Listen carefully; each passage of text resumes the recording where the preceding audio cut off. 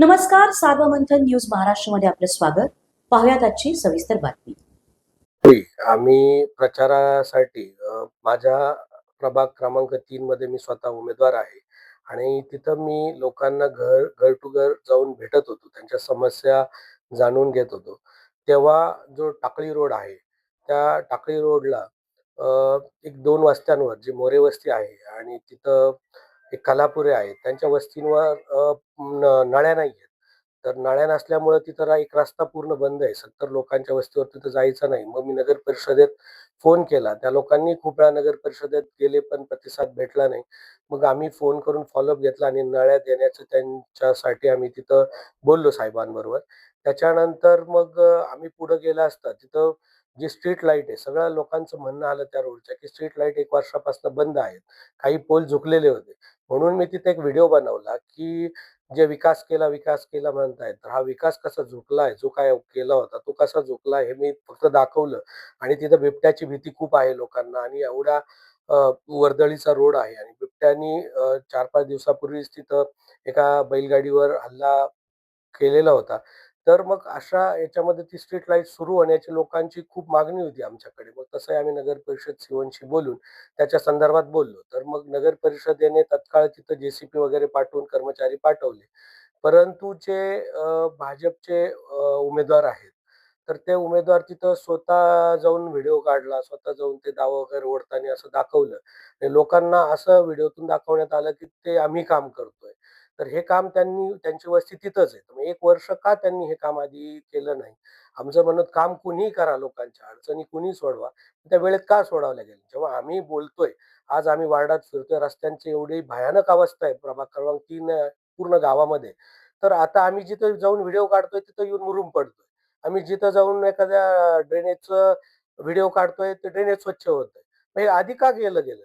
आता तुम्ही साठे वस्तीच्या तिथला रोड बघितला, अत्यंत खराब रोड होता. आम्ही तिथं व्हिडिओ काढला, आता तिथं पण मुरूम पडलाय.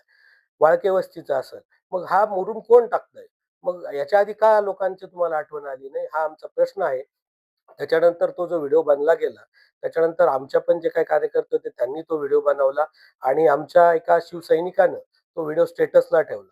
तर स्टेटसला ठेवल्यानंतर समोरच्या जे उमेदवार आहेत भाजपचे, त्याच्या भावाने आमच्या शिवसैनिकाला फोन करून दमदाटी केली आणि इलेक्शन झाल्यानंतर तुझ्याकडे बघतो, तुझे मान मोडतो, पाय मोडतो, तर अशा धमक्या दिल्या. आमच्या त्या शिवसैनिकाच्या घरच्यांना भेटून, वडिलांना भेटून त्यांना ही दादागिरी केली, की इलेक्शन झाल्यावर तुला बघून घेतो. तशी कॉल रेकॉर्डिंग जे आहे फोनचं ते आमच्याकडे आहे आणि गरज पडल्यास किंवा आवश्यकता असल्यास आम्ही ते कॉल रेकॉर्डिंग मीडियासमोर सुद्धा देऊ. कारण विषय असा आहे, की शिवसेना आमचा एक शिवसैनिक आम्ही फक्त इलेक्शन म्हणून नाही, तर इलेक्शनच्या आधीही आम्ही आमच्या प्रत्येक माणसाबरोबर कार्यकर्त्यांसोबत होतो.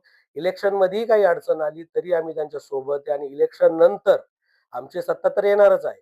परंतु जरी 1% जरी काही झालं, तरी पण आम्ही आमच्या प्रत्येक शिवसैनिकासोबत आहोत त्याच्या समस्यांमध्ये. त्यामुळे कुठल्याही शिवसैनिकांनी असं समजू नये, की इलेक्शन झाल्यानंतर आमच्यावर कोणी दबाव आणेल किंवा काय. आम्ही खंबीर आहोत या गोष्टींना उत्तर देण्यासाठी आणि आमच्या मागे जे काही शिंदे साहेब आहेत किंवा शिवसेनेचे जे संघटन आहे, ते सर्व खंबीर आहे. त्यामुळे कुठल्याही शिवसैनिकांनी अशा दमदाट्या आता काय झालंय पुढच्या उमेदवारांना असं दिसतंय, की वातावरण फिरलंय. लोकं ओपन बोलायला लागलेत, ओपन फिरायला लागलेत, स्टेटस ठेवायला लागलेत. त्याच्यामुळे त्यांना थोडंसं एक असं इन्सिक्युअर फील होतंय, की आता आपण पडतोय म्हणून लोकांना दादागिरी करणं. आता प्रभाग क्रमांक 3 मध्ये गणेश नगर म्हणून आहे. तिथं नगर परिषदेचा रोड आहे. तर ते असे तिथं जाऊन धमक्या देतात लोकांना, का जर आम्हाला इथून मतदान झालं नाही, तर आम्ही तो रस्ता नांगरून टाकू. तो नगर परिषदेने केलेला रस्ता आहे. असा रस्ता कोणाला नांगरता येत नाही. परंतु नागरिकांना एक बिहारसारखी ते इलेक्शन सुरू झाली. दमदाटी सुरू झाल्या. घरात जाऊन दमदाटी सुरू झालंय. हे खूप चुकीच्या पद्धतीने चालू आहे. माझ्या मते इलेक्शनमध्ये आपण काय करणार आहोत, हे आपण तिथं लोकांपुढे मांडायचंय. लोकं आज जाऊन निर्णय घेतील कुणाला मतदान करायचं. जो योग्य वाटेल त्याला लोकं निवडून देतील. इलेक्शन एक खिलाडू वृत्तीने घेतलं पाहिजे. परंतु हे जे काही दादागिरी सुरू आहे, तर यातून मला एकच सांगायचं की आम्ही प्रत्येक गोष्टीला खंबीर आहोत. आमच्या एक ना एक शिवसैनिकासोबत आहोत. आपल्या कार्यकर्त्यांची दमबाजी करण्यात आली. याबाबत आपण निवडणूक निर्णय अधिकारी किंवा पोलीस स्टेशनला काही तक्रार दाखल केली आहे?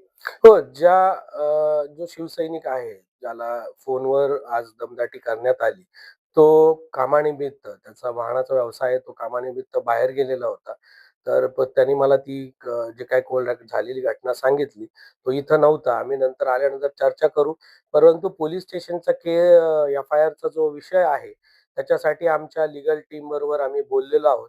परंतु आम्हाला ते कायदेशीर प्रक्रिया किंवा निवडणुकीचं वातावरण बिघडायचं नाही म्हणून आम्ही पुढं जायला इच्छुक नाही. परंतु यानंतर झालं तर नक्कीच आम्ही एफ-आय-आर दाखल करू. निवडणूक अधिकाऱ्यांकडेही आम्ही याबाबत समोरचा जो उमेदवार आहे, त्याची आम्ही तक्रार करणार आहोत आणि शिवसेना ही खंबीर आहे, हे तुम्ही लक्षात घ्या. प्रत्येक शिवसैनिकाबरोबर, नागरिकांबरोबर आम्ही आहोत. कुणी इथं जी काही दादागिरी, दहशत चाललेली आहे, ती मोडून काढण्यासाठी आम्ही समर्थ आहोत. त्यामुळं कुणी इथं भीतीच्या वातावरणामध्ये इथे इलेक्शन होणार नाहीयेत. हे इलेक्शनच्याच पद्धतीने होईल. सार्वमंथन न्यूज महाराष्ट्राला लाईक करा, शेअर करा, सबस्क्राईब करा.